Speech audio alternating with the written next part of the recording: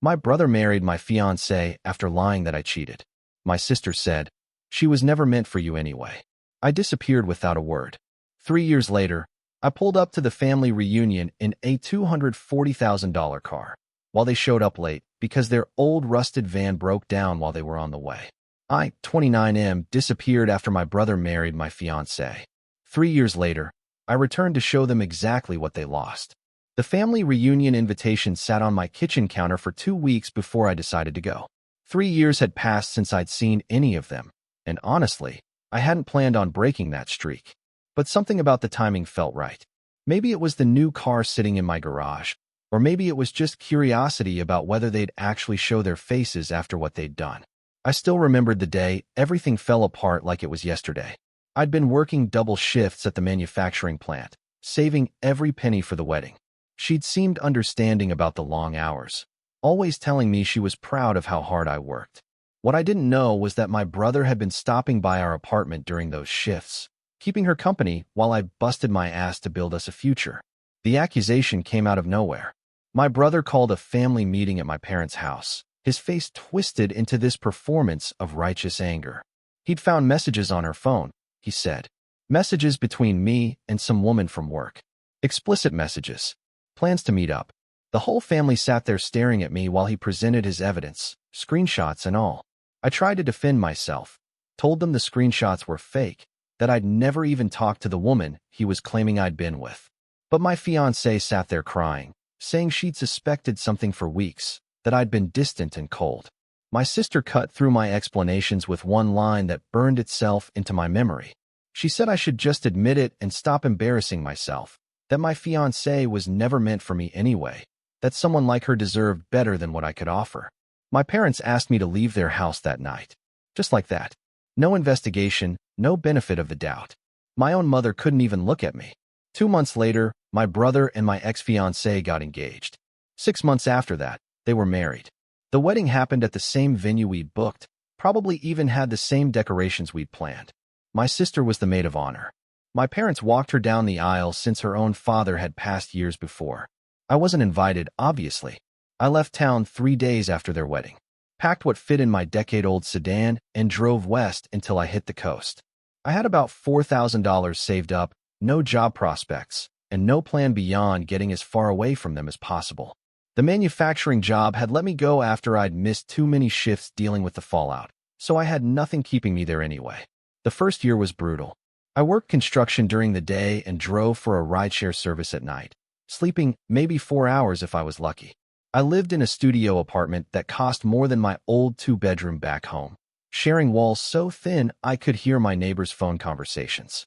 But the coast was beautiful, and nobody there knew my story or looked at me like I was trash. I'd always been good with numbers, had even taken some accounting classes at community college before dropping out to work full-time. During those long nights driving strangers around, I started listening to podcasts about investing and business. One passenger, a venture capitalist who'd had too much to drink, spent 45 minutes telling me about an emerging market in sustainable packaging. He said the big money was going to be in companies that could solve the plastic problem. I started researching, spent every free hour reading about materials science, manufacturing processes, supply chains. I used half my savings to take an online course in business management. The other half went into starting an LLC. The idea was simple. I'd worked in manufacturing long enough to know the inefficiencies in the system, the waste, the corners companies cut. I developed a proposal for a packaging solution using agricultural waste products, something that would break down naturally but still meet industry durability standards. It took me 8 months to perfect the pitch. I sent that proposal to 53 companies. 52 rejected it. The 53rd was a mid-size organic food company looking to revamp their environmental image. They gave me a contract for a pilot program, enough money to actually start production. I subcontracted the manufacturing to a plant 2 states over, one that had been struggling and was willing to work with my margins. The pilot program succeeded beyond projections. The organic food company doubled their order. Then they introduced me to their parent corporation. Within 18 months, I had contracts with 7 major companies. By year 3, I had 42 employees and was clearing revenue that my younger self wouldn't have believed possible. I bought the manufacturing plant I'd been subcontracting to when it went up for sale, modernized their equipment, and tripled their efficiency. The workers there actually got raises and better benefits. Turned out treating people decently was good for business. I bought the car on a Tuesday afternoon, barely even thinking about it. The dealership was next to a coffee shop I'd been working from, and I'd walked past it every day for a month. The Bentley Continental GT sat in the showroom window like a piece of art, sleek and powerful and completely unnecessary. I went in to look, and 2 hours later I was signing paperwork. The salesman kept asking if I was sure, if I wanted to think about it, probably because I showed up in jeans and work boots. I paid cash. The family reunion invitation had come through social media, a group message sent to every family member. My cousin was turning 50 and wanted everyone together at the old state park where we'd held reunions when I was a kid. The message had gone out to everyone, including me, probably because whoever organized it just selected every family member in their contacts without thinking. Nobody had tried to contact me directly in 3 years. Not my parents, not my sister, not my brother. I'd changed my number and deleted all my social media accounts after leaving, started fresh. The only reason I even saw the invitation was because I'd created a new account recently for business networking, and my cousin had found me and added me before I could adjust my privacy settings. I almost didn't respond. But then I thought about my sister's words, about how my ex-fiancée deserved better than what I could offer. I thought about my brother's smug face at that family meeting, about my parents asking me to leave their house. And I clicked attending. The drive back took 11 hours. I left before dawn, watching the sunrise in the rearview mirror as the Bentley purred along the interstate.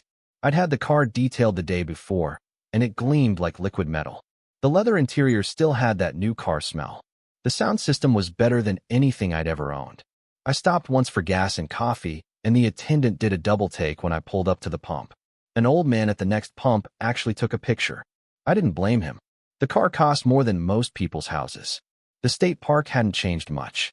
Same gravel parking lot, same weathered pavilion with the green roof, same playground equipment that had been old when I was a kid. I arrived exactly at noon, when the invitation said things would start. The parking lot was mostly empty. A few sedans, a couple of SUVs, but nothing that looked like it belonged to my immediate family. I parked the Bentley in a spot with plenty of clearance on both sides, not wanting anyone to accidentally ding it, and killed the engine. For a moment, I just sat there, hands on the steering wheel, breathing. 3 years. 3 years since I'd seen any of these people. 3 years since they'd sided with my brother without question, since they'd watched him marry my fiancée and acted like it was normal. My phone buzzed. A text from my assistant asking about a delivery schedule for next week. I handled it quickly, then checked my reflection in the rearview mirror. I'd gotten a haircut 2 days before, sharp and professional. The watch on my wrist had cost more than my first car. The suit was custom-tailored, navy blue, perfectly fitted. I looked successful. I looked nothing like the guy who'd left town broke and broken. I stepped out of the car and locked it, the chirp of the alarm echoing across the parking lot. The pavilion was about 50 yards away, and I could see people gathering under the roof, setting out food on long tables. I recognized my aunt first, then my uncle, then some cousins I hadn't thought about in years. They noticed me when I was about halfway to the pavilion. I watched the recognition ripple through the group, heads turning, conversations stopping mid-sentence. My aunt actually dropped the casserole dish she'd been holding, caught it at the last second. I kept walking, steady and calm. My cousin, the birthday girl, recovered first and came toward me with her arms out. She hugged me before I could decide if I wanted to be hugged, told me how good it was to see me, how much she'd missed me at family events. She didn't mention the wedding or why I'd left or anything that had happened. Just acted like I'd been away on an extended vacation. Others followed her lead. Cousins I barely remembered shook my hand, asked about where I'd been living, what I'd been up to. I kept my answers vague. The coast, I said. Business. It had been good to get away for a while. My uncle asked about the car in the parking lot, said he'd seen it when he arrived and wondered whose it was. I told him it was mine. He laughed, thought I was joking, then saw my face and realized I wasn't. He asked what I did for a living now, and I told him I owned a packaging manufacturing company. He nodded slowly, processing, probably doing math in his head about what that car cost versus what kind of business could afford it. My parents arrived 20 minutes later, pulling up in the same SUV they'd had when I left. My father looked older, more gray in his hair. My mother had lost weight, looked tired. They walked to the pavilion together, and I watched them notice me from across the parking lot. They stopped walking for just a second, a hesitation so brief someone else might have missed it. My mother cried when she saw me up close. She asked where I'd been, why I hadn't called, if I was okay. My father stood next to her looking uncomfortable, like he wanted to say something but couldn't figure out what. I told them I'd been fine, that I'd needed space, that I'd built a new life. My mother tried to hug me, and I let her, but I didn't hug back. 1 hour passed, then 90 minutes. The pavilion filled up with extended family, everyone eating and catching up and pretending this was a normal reunion. But people kept glancing at me, kept sneaking looks at the Bentley in the parking lot. My success hung in the air like a question nobody wanted to ask directly. My brother and his wife arrived 2 hours late. I saw the van first, an old rust bucket that coughed and sputtered into the parking lot trailing blue smoke. The passenger door was a different color than the rest of the vehicle, clearly a replacement from a junkyard. One hubcap was missing. The bumper was held on with zip ties. My brother got out first, looking frustrated and sweaty. His wife followed, and I felt nothing looking at her. No anger, no longing, nothing. She was just a person I used to know, someone who'd made a choice that turned out to be exactly as poor as it looked. My sister's car pulled in right behind them, barely better than the van. She had 2 kids in car seats, and her husband looked exhausted helping her unload them.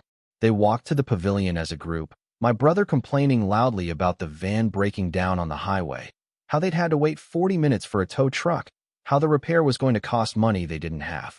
My sister commiserated, said their transmission was making noises, that they were probably one major repair away from needing a new car they couldn't afford. They saw me at the same moment, all 3 of them. The conversation died in their throats. Nobody said anything for a solid 10 seconds.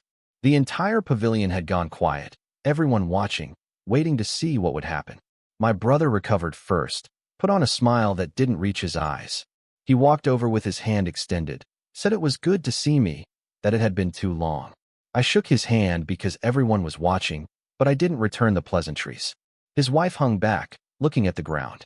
My sister stood next to her, that same superior expression I remembered from 3 years ago still on her face, but now it looked forced, like she was trying to maintain something that was slipping away. My brother asked what I'd been up to, and I told him the same thing I told everyone else. The coast. Business. A fresh start. He nodded, glanced at my suit, my watch, the obvious signs of success I wasn't trying to hide. He asked what kind of business, and I explained about the packaging company, the sustainable materials, the contracts with major corporations. My sister spoke up then, said it sounded interesting, her voice carrying that same dismissive tone from years ago. She asked if I was doing okay financially, if the business was stable, like she was hoping to hear that I was struggling, that everything was held together with credit cards and optimism. I told her the business cleared 8 figures last year. Let that number sit in the air for a moment. Told her I'd just bought the manufacturing plant I'd been contracting with, that I was looking at expanding into European markets next quarter. The color drained from her face. My brother asked about the car, said he'd noticed it in the parking lot, wondered who'd driven something like that to a family reunion. I told him it was mine, that I'd picked it up a few months back. He asked how much something like that cost, trying to sound casual, and I told him the exact figure. $240,000. Cash purchase. His wife actually gasped. A small sound, barely audible, but I heard it. My sister's husband excused himself, took the kids to the playground. My sister started to follow, then stopped, turned back to me. She asked if I was happy, and something in her voice was different now, smaller. I thought about the question. Thought about my apartment overlooking the ocean, about the business I'd built from nothing, about the employees who had health insurance and retirement plans because I'd made that a priority. Thought about the freedom of not owing anyone anything, of not needing approval or validation from people who'd thrown me away. I told her I was content, that I'd built something real, something that mattered, that I'd done it without anyone's help, without anyone believing in me. She didn't have a response to that. My brother tried to pivot the conversation, started talking about his job at the same manufacturing plant I used to work at, how he'd gotten a promotion to shift supervisor. He talked about the challenges of managing people, of dealing with corporate policies, clearly trying to find common ground, to establish that he understood business too. I asked how much the promotion paid. He hesitated, then named a figure that was probably decent for the area, maybe $40,000 a year. I didn't say anything, but the math was obvious to everyone listening. My car cost 6 times his annual salary. His wife finally spoke, her voice quiet. She said she was sorry about everything that happened, that things had gotten complicated, that she hoped I understood they'd just been following their hearts. I looked at her directly for the first time, told her I understood perfectly, that they'd made a choice based on what they thought would make them happy, and I'd made my choices based on the same principle, that I didn't hold grudges, that I'd spent 3 years building instead of looking back. But I also told her that my sister had been right about one thing, all those years ago. She'd said my ex-fiancé deserved better than what I could offer, and she'd been absolutely correct, except she'd misunderstood what I was offering. I'd been offering loyalty, partnership, a future built together. Turned out those things weren't valued as highly as she'd thought they'd be. My brother got defensive then, said they'd built a good life together, that they were happy. I didn't argue, just glanced at the rusted van in the parking lot, at his wife's discount store clothes, at the tired lines around both their eyes. My mother interrupted before things could escalate, suggested we all get food, that we were family, and this was a reunion, not a confrontation. She shot me a look that was part pleading, part warning. I got a plate and filled it, ate with my cousins, answered questions about the business and the coast, and my new life. People wanted to know details, wanted to hear the story of how I'd gone from nothing to success. I told them an edited version, left out the parts about sleeping 4 hours a night and living on ramen and the crushing loneliness of those first months. My brother and his wife ate quickly and left early, claiming the van needed to get to a shop before it closed. My sister lasted another hour before she packed up her kids and followed. Neither of them said goodbye to me directly. My parents caught me as I was walking back to my car. My father spoke first, said he owed me an apology, that they'd handled everything wrong 3 years ago. My mother cried again, said she'd always known something didn't add up about my brother's accusations, but by the time she'd questioned it, I was gone. I told them I appreciated the apology, but that some things couldn't be fixed by saying sorry, that they'd made a choice to believe my brother without evidence, to side with him without hearing my side. That choice had consequences, and those consequences included losing their son for 3 years. My father asked if I could forgive them, if we could rebuild what we'd lost. I told him honestly that I didn't know, that forgiveness wasn't something I could promise, but that I was willing to see where things went. My mother asked if I'd come to Christmas, if I'd visit more often now that we'd reconnected. I told her I'd think about it, that my life was on the coast now, that I had responsibilities and commitments that made frequent trips difficult. She asked about the business, and I spent 20 minutes explaining what I'd built, watching my father's expression shift from skepticism to respect as he realized the scale of what I'd accomplished. He asked questions about manufacturing processes, about suppliers, about margins and logistics. For the first time in years, we had a real conversation, one where he treated me like an equal instead of a disappointment. When I finally got in the Bentley and started the engine, most of the family had gathered to watch me leave. My aunt took another picture. My uncle gave me a thumbs up. My cousins waved. I pulled out of the parking lot slowly, carefully, the car's engine purring like a contented cat. In the rearview mirror, I saw my parents standing together, watching me go. My mother had her hand on my father's arm. The drive back to the coast took 12 hours with traffic. I stopped twice, once for gas and once at a diner for food. Both times, people stared at the car, and both times I was reminded of how far I'd come from that broken guy who'd left town with $4,000 and a car that burned oil. When I got home, the sunset was painting my apartment in shades of orange and gold. I made coffee, sat on my balcony, and watched the ocean while I answered work emails. My assistant had handled the delivery schedule issue. A potential new client wanted to meet next week. The European expansion was moving forward ahead of schedule. My phone buzzed with a text from my mother, thanking me for coming to the reunion, saying how proud she was of what I'd built, hoping we could talk more soon. I responded with a simple acknowledgement, no promises. Another text came through, this one from my brother. It was long, rambling, full of excuses and justifications. He claimed he'd really believed those screenshots 3 years ago, that he'd been trying to protect his future wife, that he'd never meant for things to spiral the way they had. He said seeing me successful made him realize what he'd lost, that he missed having his brother in his life. I read it twice, then deleted it without responding. My sister sent a message too, shorter, more direct. She said she'd been wrong about my ex-fiancé deserving better, that clearly I'd been the one who deserved better, that she hoped I could forgive her someday.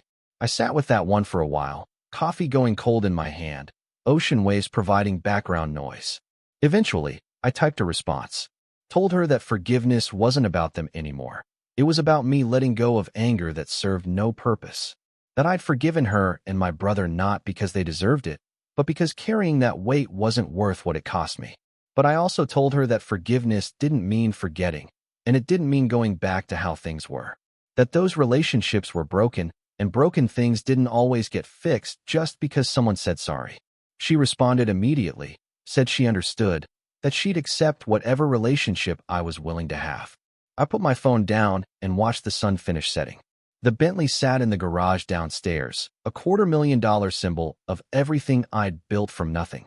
But it wasn't the car that mattered. It was the business, the employees who depended on me, the life I'd created on my own terms. 3 years ago, my family had thrown me away based on lies. They'd chosen my brother's story over my truth, had watched him marry my fiancée without question. They'd made me feel worthless, like I'd never amount to anything. And now they knew better. The reunion had been exactly what I needed. Not revenge, exactly, but proof. Proof that their judgment had been wrong, that their assessment of my worth had been catastrophically inaccurate. Proof that I didn't need their approval or their presence to build something meaningful. I finished my coffee and went inside, already thinking about the week ahead, the meetings and decisions and opportunities waiting. My past was settled now, put to rest in a parking lot next to a rusted van and a group of people who'd underestimated me. The future was mine to build, and I'd already proven I was pretty damn good at building. Thank you for watching. If you enjoyed this story, please hit that subscribe button. Don't forget to give it a thumbs up and share it with friends or family who might enjoy it too. Your support means a lot. And if you have any thoughts, questions, or story ideas, drop them in the comments below. I'd love to hear from you. See you in the next story.